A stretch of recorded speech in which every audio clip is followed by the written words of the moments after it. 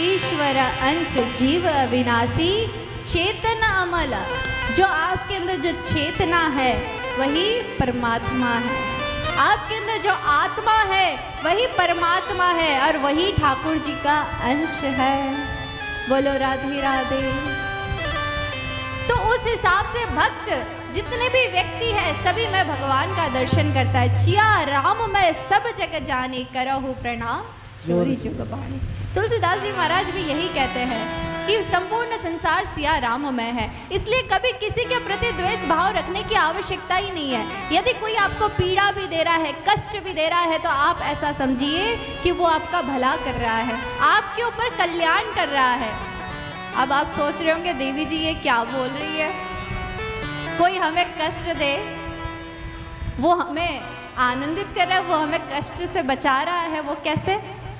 तो आप कुछ ऐसे समझिए, जो पाप और पुण्य की जो गठरियाँ होती है, उन पाप पुण्य की गठरियों में जो पाप है वो पाप की गठरी धीरे धीरे कम कैसे होती है?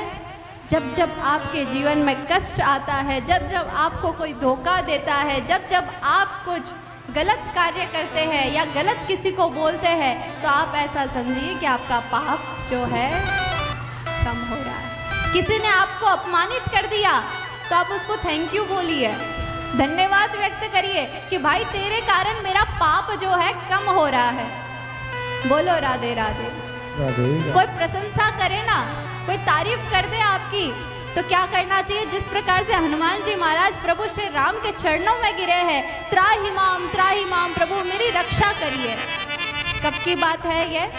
जब हनुमान जी महाराज माता सीता का जो चूड़ामणि होता है, वो लंका से माता सीता की खोज करके चूड़ामणि लेकर के आए हैं। प्रभु श्री राम ने अकेले में उनकी खूब तारीफ की है, खूब प्रशंसा की है कि हे पुत्र मैं तुम्हारा ऋणिया हो गया हो। मैंने मन ही मन कई प्रकार से विचार कर लिया कि मैं किस प्रकार से तुम्हारे ऋण से उऋण हो सकता हूँ, लेकिन मुझे कुछ भी समझ में नहीं आया। मैं कभी भी तुम्हारे ऋण से उऋण हो ही नहीं सकता। तो हनुमान जी महाराज उनके चरणों में गिरे हैं कि प्रभु मेरी रक्षा करिए। प्रभु श्री राम बोले किससे रक्षा करो? और तुम्हारी रक्षा करो, तुम तो महावीर हो। अरे लंका में सारे के सारे निशाचर राक्षस असुर लोग थे और वहां पर तुमने सबको त्राही माम मचा के आए हो और यहाँ पर आकर के तुम त्राही माम कर रहे हो। तो यहाँ पर हनुमान जी महाराज कहते हैं कि प्रभु वहाँ पर जितने भी निशाचर थे, जितने भी असुर थे, राक्षस थे, वो तो दिखते थे, उनको मैं देख सकता था, लेकिन अभी आपने ये जो तारीफ की मीठी मीठी जो गोली फेंकी है ये दिख नहीं रही है, लेकिन ये सीधा हृदय में लगेगी और हृदय में लग करके वहीं से अभिमान को उत्पन्न करेगी। इसलिए प्रभु मैं नहीं चाहता कि मेरे अंदर अभिमान आए। यदि अभिमान आया तो प्रभु आप मुझे छोड़ देंगे। आपकी जो प्रेम है, आपका जो प्रेम है, वो प्रेम मुझे नहीं मिल पाएगा। इसलिए प्रभु मेरी आप रक्षा करिए। इसी प्रकार यदि कोई आपकी तारीफ करे तो ज़्यादा तारीफ सुन करके फूलना नहीं, अभिमान में आना नहीं है।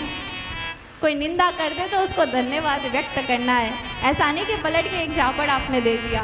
बोलो राधे राधे।